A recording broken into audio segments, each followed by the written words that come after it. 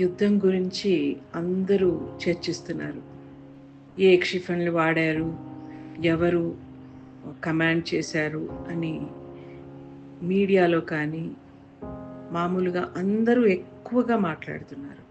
ఇవన్నీ చూస్తున్నప్పుడు నాకు ఒక చిన్ననాటి ఇన్సిడెంట్ గుర్తుకొస్తుంది. నాన్నగారు ఎంఈఎస్లో వర్క్ చేసేవారు. ఆయన చాలా రిసోర్స్‌ఫుల్‌గా ఉండేవారు. నేను 9, 10 ఏళ్ల వయసులో ప్రతి విషయం గురించి తెలుసుకోవాలన్న ఉత్సుకత ఉండేది కాబట్టి అనేక విషయాల గురించి ఆయన ప్రశ్నిస్తూ ఉండేదాన్ని. ఆయన అన్నిటికీ సమాధానం చాలా ఓర్పుగా చెప్పేవారు. ఒకసారి ఎందుకో హైదరాబాద్‌కి దగ్గరలో ఉన్న దిండుగల్‌కి వెళ్ళడం జరిగింది. అప్పుడే నేను దేనిని గురించో అడుగుతూ ఇది ఏదో కరెక్ట్‌గా ఏ ప్రశ్న అడిగానో తెలీదు కానీ, అది అక్కడ తయారు చేసే వాటి గురించి వాడు ఎలా ప్రయోగిస్తారు, ఏమిటో అనేది కొంత ఎక్కువ డీటెయిల్ క్వెషన్ ఏదో చేశాను. అప్పుడు కారులో నాన్నగారు, నేను, ఇంకొక డ్రైవర్ తప్ప ఎవరూ లేరు. అప్పుడు అమ్మ కూడా ఏదో పని మీద కారు దిగి ఎక్కడో ఉంది. మేము మా కూర్చున్న సమయంలో నాన్నగారిని నేను క్వెషన్ అడిగాను. ఎప్పుడూ నా ప్రతి ప్రశ్నకి ఎంతో ఓపికగా సమాధానం చెప్పే నాన్న ఆ రోజు మాత్రం please keep your mouth shut అన్నారు. నేను నిజంగా ఒక్కసారి షాక్ అయ్యాను. నాన్న ఎప్పుడు నేను ఏ క్వెషన్ అడిగినా చాలా ఓపికగా చెప్తారు, ఎందుకు ఇట్లా అన్నారు?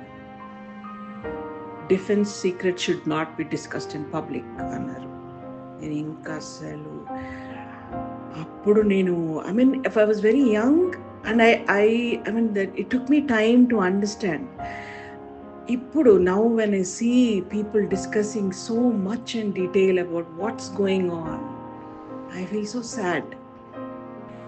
ఒక దేశం యొక్క రక్షణ వ్యవస్థ గురించి అంత మనం డీటెయిల్డ్గా చెప్తే మనకి ఇంకా ఎందరో శత్రు దేశాలు ఉన్నారు, వాళ్ళందరికీ మీరు ఇన్ఫర్మేషన్స్ లీక్ చేస్తున్నారు కదా.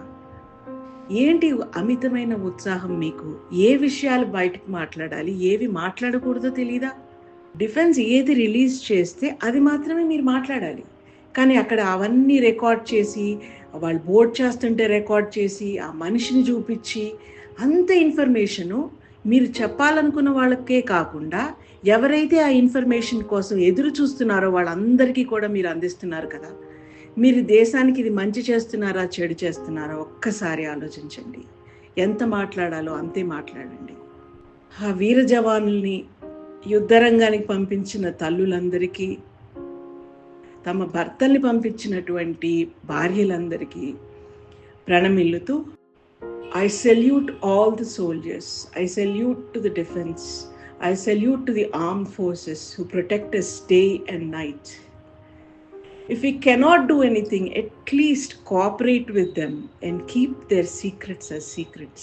Kindly don't discuss things in detail, and please kindly don't post these things on media. My humble request to all the citizens of this country.